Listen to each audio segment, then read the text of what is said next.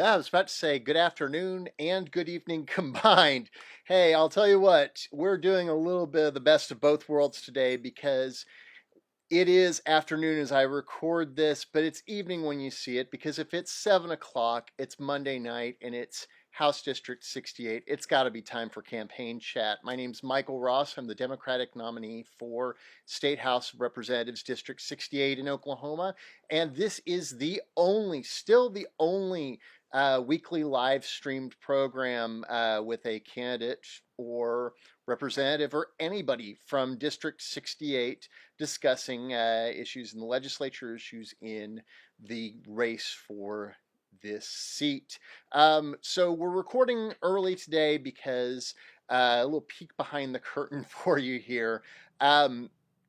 So I am, in addition to being the candidate and the live show producer and like wearing 6 other hats. I'm also my own tech support, and I run the entire show and the campaign and everything off of a MacBook that is almost as old as my daughter. It's a 2011. So tonight I've got some parts coming to do a little bit of maintenance and tweaking, and hopefully I can keep it running a little bit longer for us. So that's why we are recording instead of streaming. But again, thank you for taking the time to tune in, and there's much to discuss.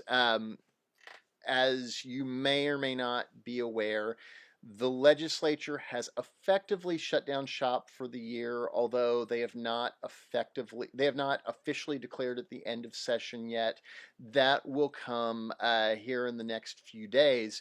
What they did was they kind of left themselves some wiggle room because the governor has a stack of bills that are on his desk, and as we saw last week, this legislature has has shown that when they have a disagreement with the governor at this point, they will override a veto. So they've left themselves room to do that as needed. So we're talking about some end of session stuff at the unofficial end of session. I think uh, one of the Capitol beat reporters called it said it was something like the like we're waiting for the end credits scene at the end of a Marvel movie. So I don't know if Nick Fury's going to show up, but we'll keep an eye out anyway.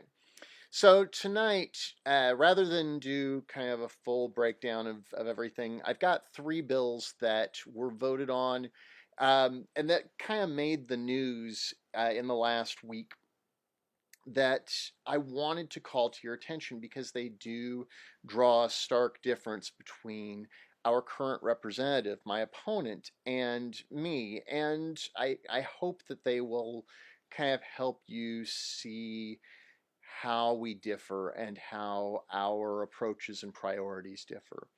So the first of these bills, one that I think ought to raise more than a couple of eyebrows, is House Joint Resolution 1040.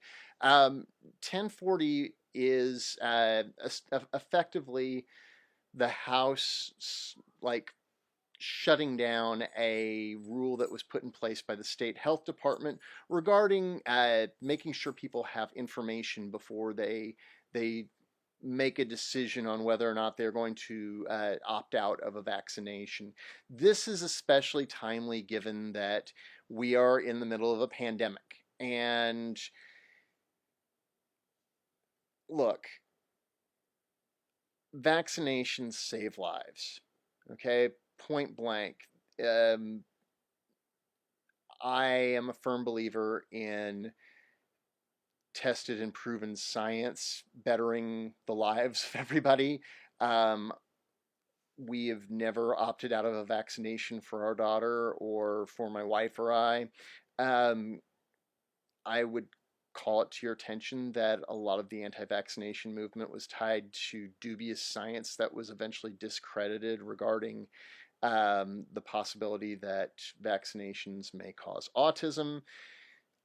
That's not the case, but regardless, you do have the right to opt out of vaccinations for your children. And the state health department had a rule that they put in place saying, look, before you make that decision, we ask that you watch a short video that will give you some information. It's what we call informed consent. And informed consent it's a standard for anything involving medical procedures, involving research. If I participate in a survey asking me about my favorite brand of peanut butter, I have to give consent. So it was merely a rule to make sure that people knew that these are the benefits of vaccination. These are the facts. And the author of the bill, Representative Gann, said that it was a religious test, and it's nothing of the sort. So Gann authors this bill that allows the legislature to strike that rule. And in the middle of the deadliest the deadliest pandemic of the last 50 years, we've now surpassed the number of people who died in the Vietnam War. The House votes on this, the Senate votes on this, it's sitting on the governor's desk. um, Representative Sims voted for this bill. He voted to shut down this rule that was put in place. This good rule that was there to say, look, people need information before they make a momentous decision like this. This is such a important issue that the Oklahoma Institute for Child Advocacy took a public position and said that voting on anything that weakens vaccination laws will result in negative feedback on their yearly scorecard. You know, Representative Sims put a fringe belief ahead of public safety. That's it. He continued to do that with Senate Bill 1081. Senate Bill 1081 is the first bill in the nation to say that a state is going to preempt any sort of red flag laws. If you're not familiar with what a red flag law is, it's a law that allows for action to be taken to prevent somebody who is a risk to others or themselves from possessing a firearm. This is something that's very important to me. As you know, I've been selected as a Moms Demand Action Everytown Gun Sense candidate, and I am a believer in creating guidelines and legislation that allows for responsible firearm ownership. This hits me very hard because one of the reasons why this is an issue, why sensible firearm legislation is something I'm passionate about, is because my life, like so many others, has been touched by gun violence, and in particular people that I knew, people that at some point I had been close to in some capacity, choosing to take their own lives with a firearm.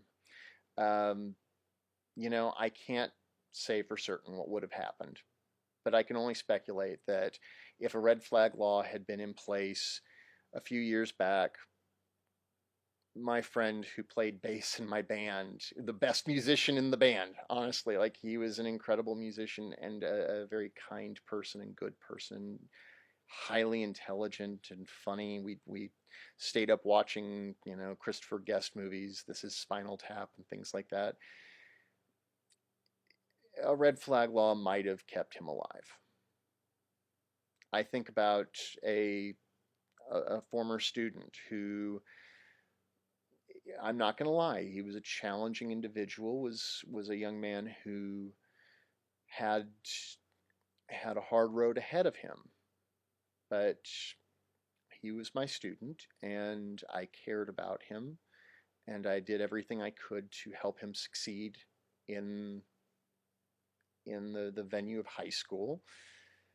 And a red flag law might have kept him here. I don't know, but I do know this, that this was a bill that was pushed by a fringe extreme group. OK2A is a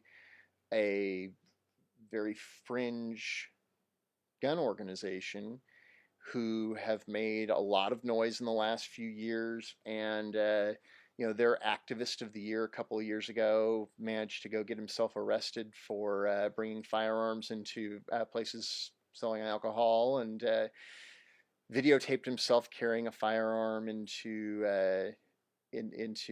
neighborhoods where it seemed very blatant that he was looking for someone to challenge him.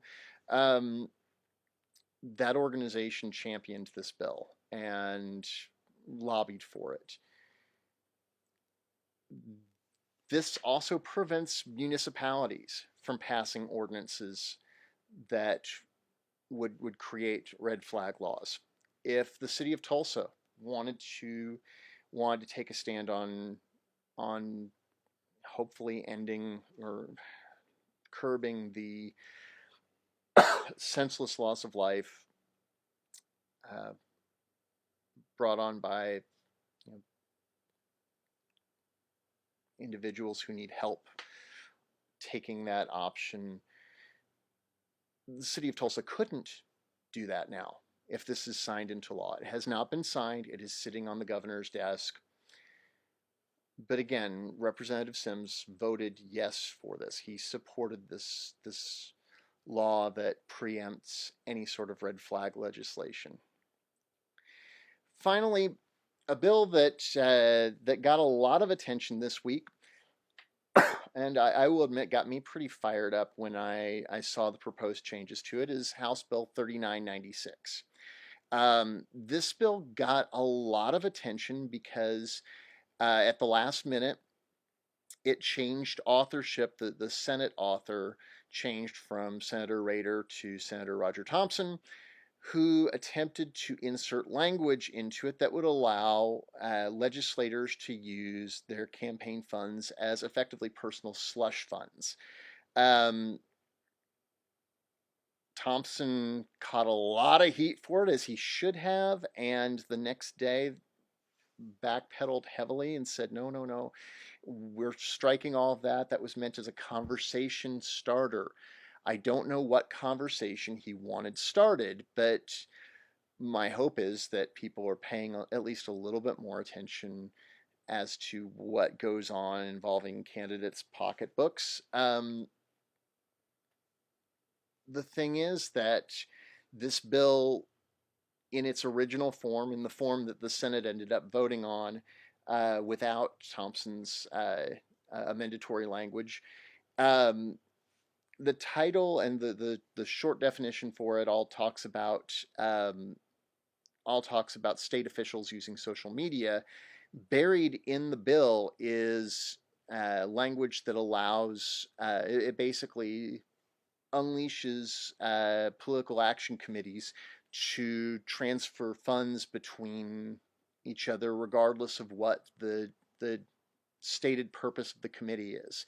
So that political action committees have to file with ethics commissions, and they have to have a statement of purpose. So, for example, if I want to start a political action committee to lobby for education legislation, I would have to say this is what we lobby for, and it would be improper for that PAC to spend its money advocating for positions that did not tie into the stated mission. According to the bill summary provided by the state legislature, this is language from the bill summary. It says that it amends a rule of the commission to allow, and that's the ethics commission, amends a rule of the Commission to allow contributions between limited committees to be unrestricted by the stated purpose of the committee. It further allows limited committees to make contributions to unlimited committees in unlimited amounts. If that sounds shady to you, well, that's because it is. This was voted on back in February in the House. Representative Sims is for it. Of course he is. And this is, again, does not contain Thompson's language about using funds for personal matters, but it still allows for an awful lot of secretive use of campaign funds by political action committees.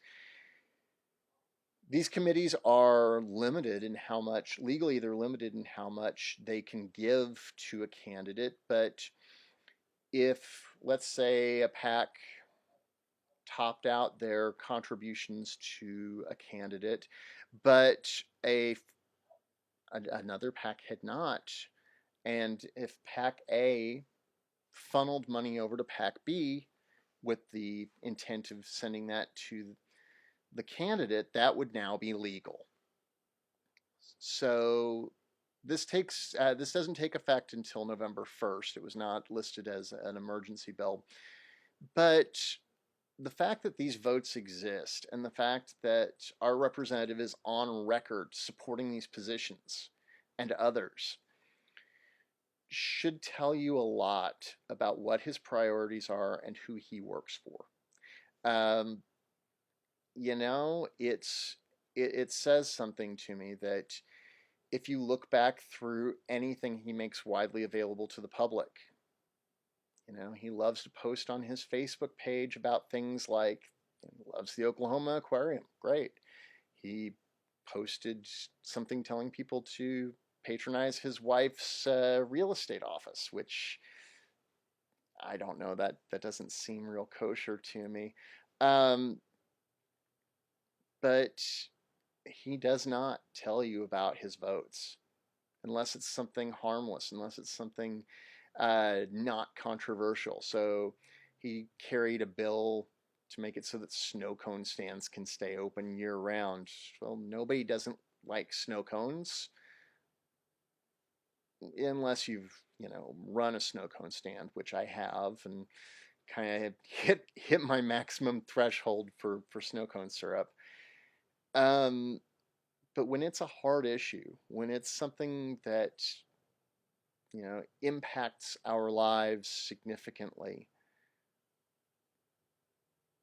he doesn't want to tell you what's going on.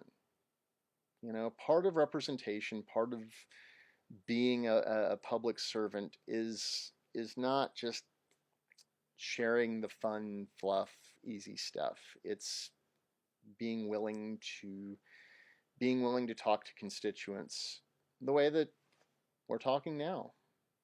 And that was interesting. I do not know what just happened with my light. The lighting has been doing some weird stuff today, so I apologize if this video is a little bit dark and we're getting kind of the strobe effect there. Adjust this and see if that'll kind of take the edge off there. Anyway, so again, I apologize for how dark this is. But as I was saying, one thing you can count on is that I'll level with you on the hard issues. I apologize. I thought I had my ringer off. I'll level with you on the hard issues. We may not agree on everything. Maybe we don't agree on much or anything. I would hope that wouldn't be the case. But even if that's the case, I'm not going to dodge you, because a representative is beholden not to donors, not to special interests, not to his friends, but to the people. And that's one of my guiding principles. So with that said, we're going to go ahead and wrap up today. As always, I can be reached on pretty much every social media platform. You can find me at Ross4OK on Facebook, Twitter, Instagram. We do have a YouTube channel set up. Unfortunately, we don't have enough followers yet for them to give me a custom URL, so we're working on that. With that said, you know, we're taking every step we can while still being cautious health wise. I'm not out on doorsteps yet. You know, I want to make sure that I am putting your health and the health of my volunteers and my family first. You know, no vote is worth getting COVID-19. But like I said, we're reaching out every way we can. Thank you to everybody who helped us spread word about our calling campaign that wrapped up last week. We'll have another calling campaign kicking off in June, so watch for that. In the meantime, make sure you've requested your absentee ballot. I'm going to go ahead and show my little video about how to request your absentee ballot again here in just a moment. We are working on gathering information on easy and safe ways to get that ballot notarized for you.